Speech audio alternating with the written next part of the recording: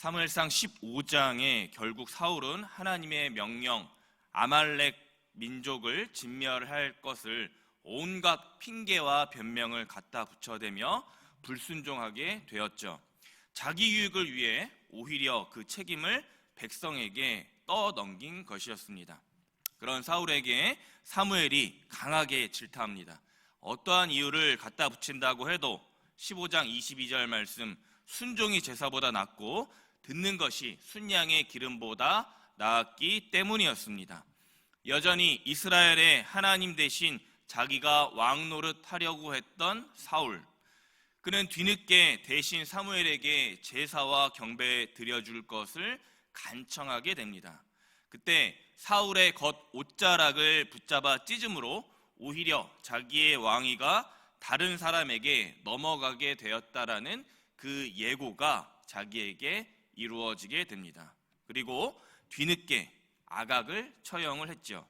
사무엘상 15장 마지막 부분에 가보니까 사무엘은 라마로, 사울은 기브아 자기의 집으로 가게 되었다라고 하면서 마지막 35절에 이렇게 말씀하고 있습니다.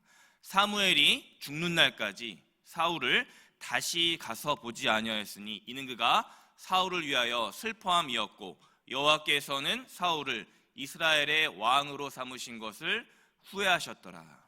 이것이 불순종한 사울이 이스라엘의 왕이 되려고 했었던 자의 그 모습의 결말입니다. 주 여호와께서 사울을 후회하셨더라.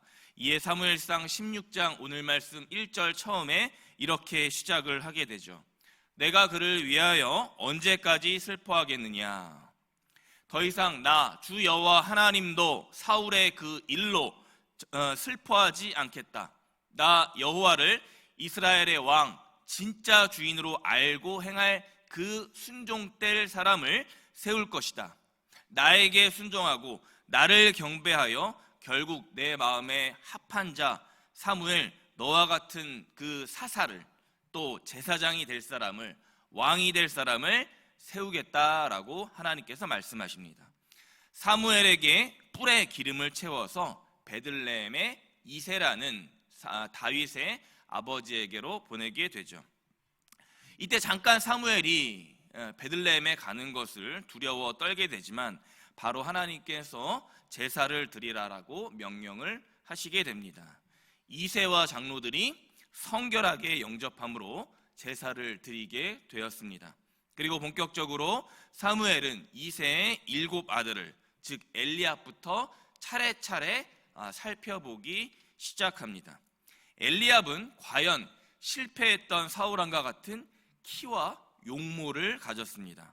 이때 뿔 기름을 부으려고 했던 사무엘. 그러자 하나님께서 이때 오늘 사무엘상 16장 7절 하반절에 이렇게 말씀하시게 됩니다. 내가 보는 것은 사람과 같지 아니하니 사람은 외모를 보거니와 나 여호와는 중심을 보느니라 하시더라. 아멘. 이것이 바로 저와 우리들 인간들의 한계의 모습입니다. 한계예요. 우리는 우리가 사람을 만나 관계하고 친분을 쌓을 때 얼마나 또 자주 외모와 그 신분을 보게 됩니까? 얼마 전에 한 목회자 세미나에 참석했습니다. 그때 우연히 제가 평소 글과 또 전해 듣는 소문, 이야기로만 알았던 목회자 한 분을 우연히 보게 되었어요. 그분은 원래 행색이 굉장히 남루하고 주위 사람 시선에 그렇게 신경을 쓰지 않는 분이었습니다. 그러나 자신의 신념과 신앙, 어떤 불의와 탄압 속에서도 굴하지 않는 그 기백이 있는 분이었어요. 평소 목회자들 분들 사이에서도 존경을 받는 분이었죠.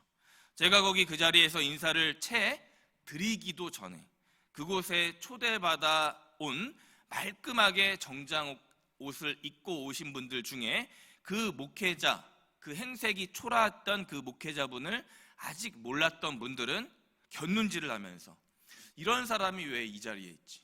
이런 사람은 여기 있을 사람이 아닌데? 라고 하면서 째려보는 것을 제가 느끼게 되었어요. 안타까웠습니다. 물론 내면과 외모가 모두 좋으면서도 주위에 훌륭한 영향력을 끼치는 분들이 많이 계십니다. 그러나 우리 주위의 대부분 많은 사람들은 자신들의 내적 마음의 상태, 경건함의 모습, 신앙과 믿음은 제대로 돌보지는 않은 채 한낱 잠깐 있다 사라지고 말 외모에 얼마나 치중을 하면서 살아가고 있습니까? 마음은 연약하고 비천해지는데도 외모에, 옷과 미모에, 멋과 품위 유지에 열중하는 것에 급급한 우리 대한민국, 그리고 이 대한민국의 교회의 모습들, 저의 모습들인 것입니다. 바로 그들에게 오늘 사무엘상 16장 7절에 하나님께서 키와 용모가 수려한 엘리압을 왕의 후보로, 대체자의 후보로 생각했던 사무엘을 하나님께서 질책하시면서 말씀하셨던 것이죠. 저와 우리들 모두에게 말씀하시는 것과 동일합니다. 나 주 여호와는 중심을 보느니라.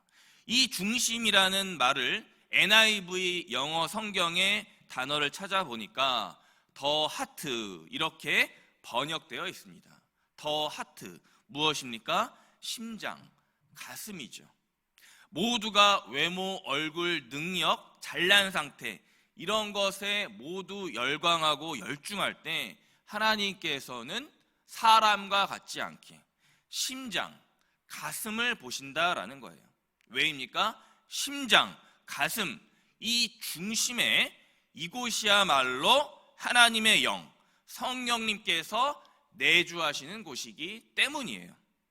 그런 측면에서 엘리압, 아비나답, 삼마뿐만 아니라 일곱 아들까지 모두 하나님 관점에 합당하지 않은 아들들이었습니다. 하나님께서 버리시게 되죠.